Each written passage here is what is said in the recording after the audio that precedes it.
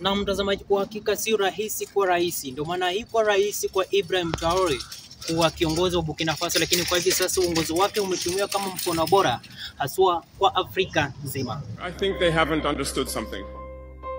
When we say the homeland or death we shall overcome, it's not just a phrase, it has its full meaning. We are not afraid and we will never be afraid.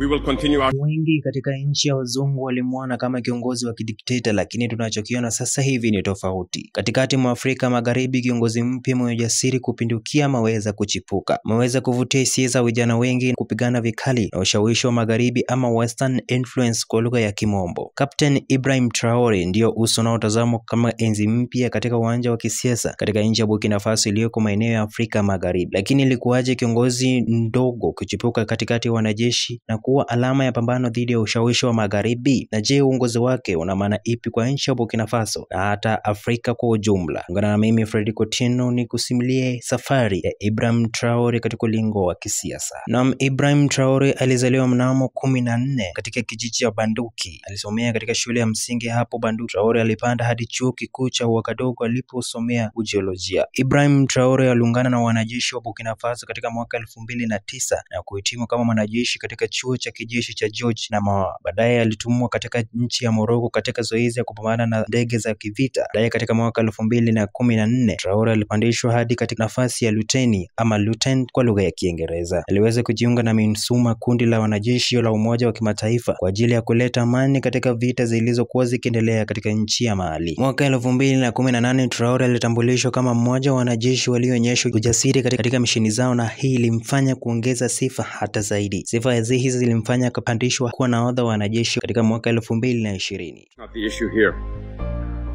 The problem is seeing African heads of state who bring nothing to these people who are fighting, but who sing the same tune as the imperialists by labeling us as militias, thus calling us men who do not respect human rights. What human rights are we talking about?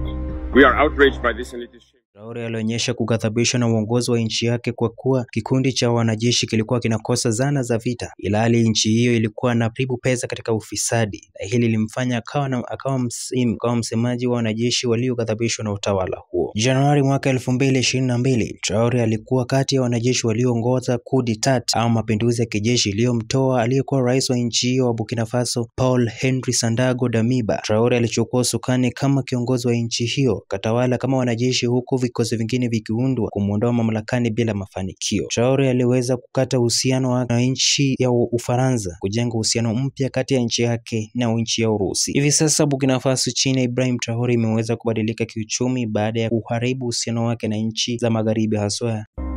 We, African heads of state, must stop behaving like puppets that dance every time the imperialists pull the strings.